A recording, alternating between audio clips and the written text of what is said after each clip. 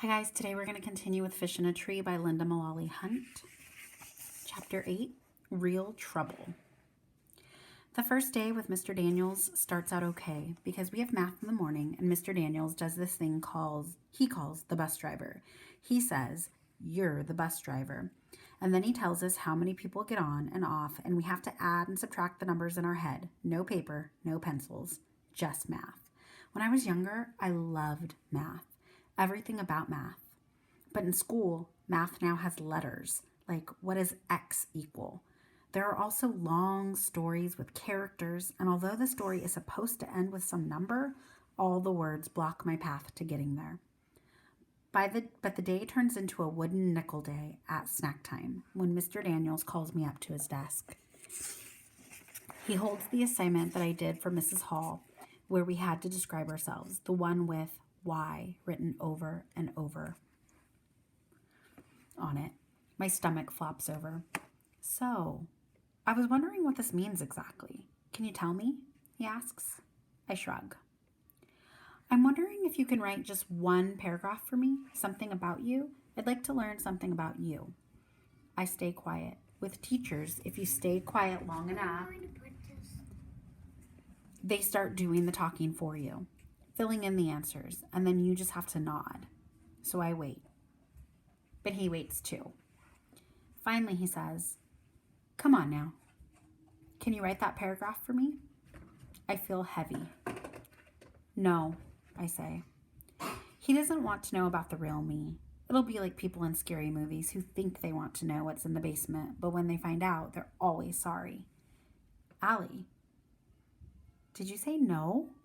he asks without being mad. I turn myself to stone. He takes a deep breath and leans forward. "So, is it writing you don't like?" I think about saying no, except it could cause me trouble later, like the chess games in Grandpa's Alice in Wonderland book. You have to be super sure before you make a final move. But I figure Mr. Daniels probably already knows this about me, so I nod. "What do you like then?" "Buffalo wings," I say. He laughs a little. "What do you like about school?" "Leaving." He waits for me to say more. "I like math and art. I like to draw." "Oh, well that's cool. Do you draw a lot?" "Yeah." "So do you find the writing difficult or do you just not like it?" "It's easy," I lie. "It's just boring." "Well, maybe we can do some things to make it less boring for you, to excite you about writing. It's a great way to explore, be creative, ask questions." I point at my paper. "I asked a lot of questions there." "Yes," he laughs. "I guess you did." He takes a deep breath. "Here's the thing, Allie. I'm going to be honest with you. I've talked with both Mrs. Hall and Mrs. Silver. I know that you've spent a lot of time in the office in the past. You're good at getting sent to the office, but you can't be too good at the wrong thing. But you can be too good at the wrong things." Uh-oh. "I just want you to know that I'm going to try really hard not to send you to the office. If we have something to deal with, you and I will deal with it together." He winks. "What happens in room 206 stays in room 206. "What?" "So we won't involve Mrs. Silver anymore, okay? I think she has enough to do around here." Oh no. Did he just take away my get-out-of-jail-free card? "Also," he says, moving his head to look me in the eye, "I'm on your side, okay? I want to help you." So he wants to help me, huh? He has no idea what he's in for. Chapter 9, Bag Full of Nothing. Today, we're supposed to bring in something that represents us and tell the class about it. I thought of a few things I could bring, like a can full of dirt or a bag full of nothing. Mr. Daniels asks for volunteers to go first. Shock of the century when Shay raises her hand. She gets up there with a picture of her horse, Diamond. She goes on about how she loves him and goes riding several times a week, but how it's a lot of work to take care of him. She shows us her riding helmet and fancy riding jacket too. I guess there really isn't anything that she doesn't have.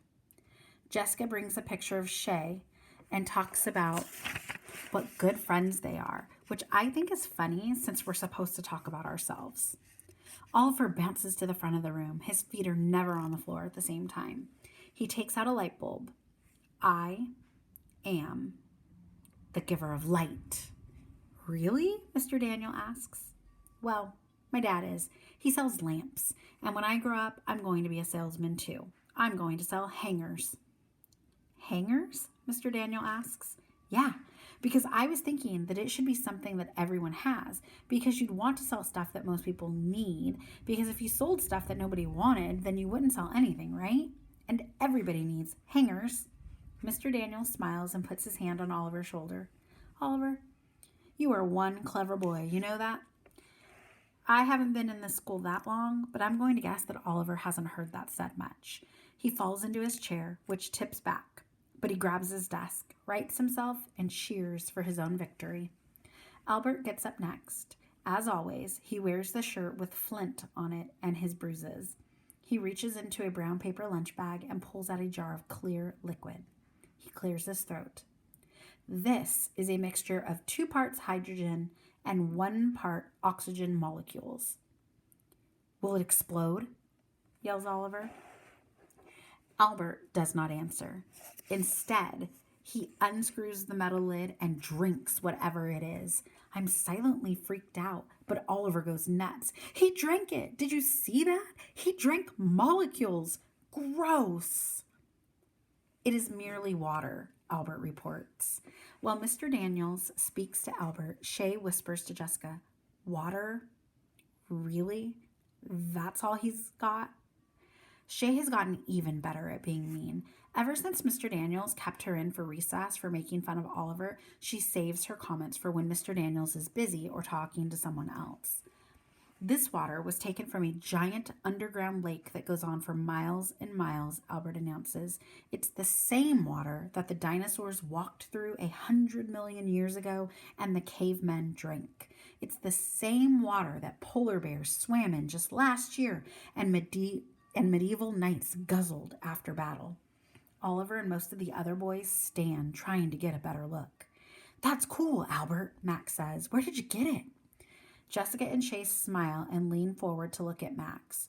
Shay calls out, Yeah, Albert, where did you get it? I got it from my kitchen faucet. Huh? The same water has been here and been reused since the earth began. It is important to me because as a scientist and historian, I know that we are but a blip on the earth's timeline, a grain of sand on an entire beach of time. Kids are starting to groan. Here goes the professor again, Max says. Yeah, such a show-off, Jessica says, turning to Max.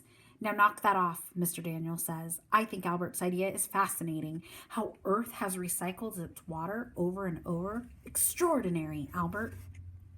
Next, he calls on Keisha.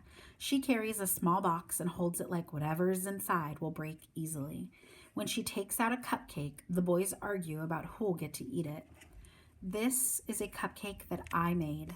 It isn't from a box mix. It's homemade. And why is it important to you, Mr. Daniels asks. I like to bake. I told my mom I want to start a business when I get older, and she said there's no time like the present. So this is the first one I'll show to anyone outside my family. My God, Shay whispers. She acts like she's the first to make a cupcake. It's not even decorated or anything. Shay, please keep your comments constructive, Mr. Daniel says. Yes, it is plain on the outside, Keisha says, half smiling at Shay, but it's the inside that matters. Keisha takes a knife out of her box and cuts the cupcake in half and shows us the inside. As you can see, it says yum on the inside. How did you do that? Suki asks, and I'm surprised to hear her talk. She hardly ever says anything. I've been experimenting with making letters out of different kinds of dough. I stand the letters up in the cupcake batter and carefully cover them with more batter. Do you lick the spoon when you're done? Oliver asks. I like to lick the spoon, but my mom says too much sugar isn't good for me, so she doesn't bake much because... Oliver, Mr. Daniel says, pulling on his own ear. Oliver stops right away. Then Mr. Daniels looks at the cupcake. Wow, Keisha, that is pretty impressive.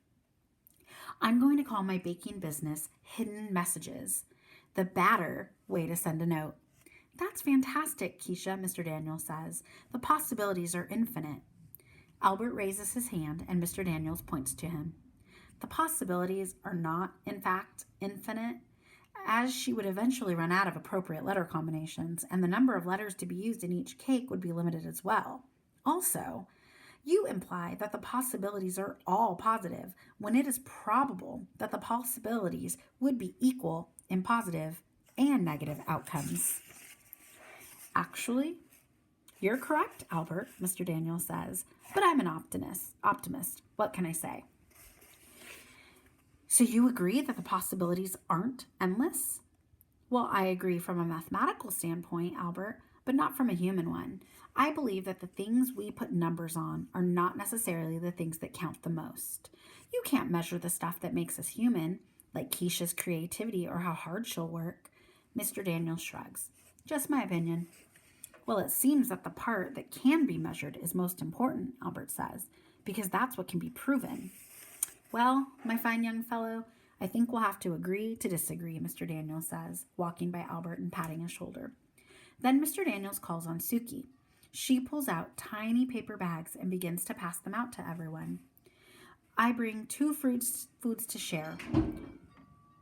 One is honsenbai, my grandfather favorite. One other is wasabi peas. They are maybe spicy. Food in America tastes. She turns to Mr. Daniels. What is correct word? All of a sudden, Max jumps up and runs to the sink, followed by Keisha and Jessica. Too hot, Max yells. The 3 push each other a bit, trying to scoop water into their mouths. Ah, yes, she continues. Bland is correct word. Food here is bland. She seems to think that the 3 kids at the sink are both funny and odd.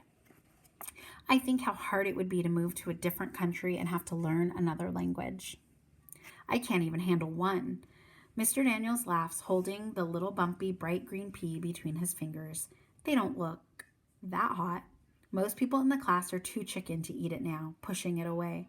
Suki looks a little hurt. Albert puts one in his mouth. He eats it, but looks like he's in pain. His eyes even water. He says with a gasp, I like it, Suki. Thank you. That Albert is nice. Oliver pops his in his mouth, but has no reaction. Oliver? Mr. Daniel asks. You don't think it's hot? Nah, I'm the only one in my family that can finish a fireball without taking it out of my mouth. My mother says I must have no taste buds at all, and my dad says... Mr. Daniel pulls on his earlobe again and says, Thanks, Oliver. Oliver's mouth is open, ready to keep going, but he says, Thanks, Mr. Daniels. Do they have some signal or something? Suki continues, These foods mean much to me because I share them with grandfather. Many things about Japan I miss, but grandfather I most miss. Also, I miss wood carving with him. He make me wooden blocks and I carve gift for him and send.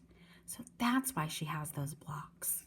I eat these foods because they remind me of Japan and my grandfather. I feel sad for her. What are the crackers made of? Asks Albert. Suki turns to him. They are made of shrimp and fish bones. It isn't just Oliver who goes wild over that one. Most everyone says, yuck. And Susie looks up at Mr. Daniels, who turns to the class. Now, quiet down. Shrimp and fish bones? Shay asks. We prefer lobster in our family. Albert raises his hand. I would just like to point out that lobster is a very expensive meal now, but in the olden days, it was served only to peasants and slaves who revolted and demanded that they only be served lobster twice a week. And, he swallows, I think fish bones would have some excellent nutritional properties. Suki smiles for a second before she scurries back to her seat. Mr. Daniel gives Albert a solid nod. Next, it's my turn. What I ended up bringing in means something to me, but now I'm not sure the class would be nice about it. I decide to play it safe and say I forgot. I can tell Mr. Daniels is disappointed. Well then, do you have a pet you can tell us about? He asks. No, my mom is allergic. This reminds me of my dad crawling around the living room on all fours, pretending to be the puppy I begged for. Oliver starts to bark like a dog. Mr. Daniels says, Too much of that, Oliver, and we'll have to give you dog biscuits. Better be careful. Mr. Daniels squints at me. Are you sure there's nothing you can show us? Because I have a feeling there's something. I slide my hand down into my pocket and clutch my 1943 steel penny, the object I brought in for sharing today. He watches my hand and I realize I've given myself away, so I stand and I take out the penny. My dad is in the Army and he's deployed right now. On the day my dad left, he gave Travis and me these pennies. I look up at Mr. Daniels. That's my big brother. He nods. In 1943, pennies looked weird because they were silver in color, like quarters. They were made of steel instead of copper because the government needed copper to make ammunition during World War II. Then, in 1944, pennies went back to the usual red copper color. Anyway, I think it's cool. I do too, Mr. Daniels says. And I think it's even more cool that you told us about it. As I walk back to my seat, I think of how when Dad left, he said that when we look at the steel pennies, we need to remember that we are unique too. And also that things will go back to normal for us, that he'll be home before we know it. I really miss him. Mr. Daniel gives Oliver a thumbs up, and I think how cool it is that they have the ear-pulling signal. That way, he doesn't always have to tell Oliver what he's doing. That way, he doesn't always have to tell Oliver that he's doing something wrong in front of everyone. I know what that feels like, and I'm happy that Mr. Daniels cares so much. Most teachers seem to like their students to be all the same, perfect and quiet. Mr. Daniels actually seems to like that we're different.